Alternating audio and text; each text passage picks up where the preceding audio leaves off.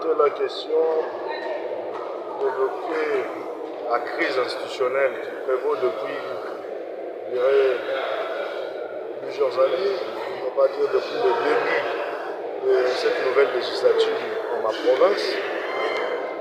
Et cette crise entre le gouvernement provincial et l'Assemblée provinciale, en le portant du haut de la tribune et devant la représentation nationale, c'était pour le seul but de solliciter de notre bureau et saisir le chef de l'État, qui est constitutionnellement le garant de bon fonctionnement des institutions, pour y remettre de l'ordre.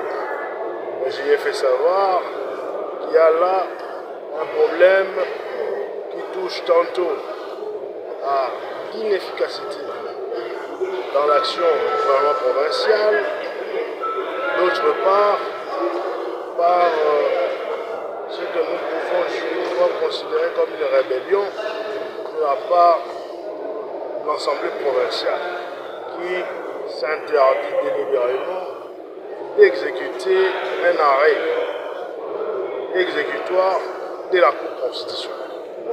Et donc, ça c'était mon premier point d'intervention. Et puisque j'y reviens fraîchement, j'ai aussi évoqué la situation de la tracasserie, c'est pas des tracasseries outrancières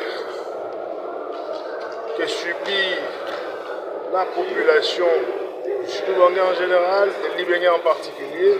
Et pour avoir expérimenté, j'ai clairement dit que sur une distance de 180 km de Libégué à Guémena, il y a 9 barrières pour soi-disant recouvrer des taxes provinciales sur le moto et les transporteurs.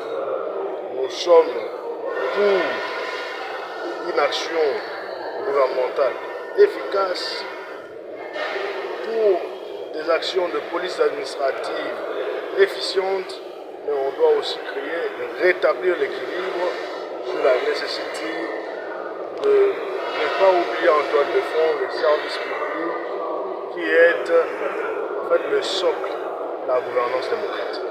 Avez-vous contacté le ministre de l'Intérieur pour parler? Il s'est déjà saisi de la situation. Je crois que le problème devait nécessiter une intervention particulière et des orientations claires du chef de l'État, garant de bon fonctionnement des institutions.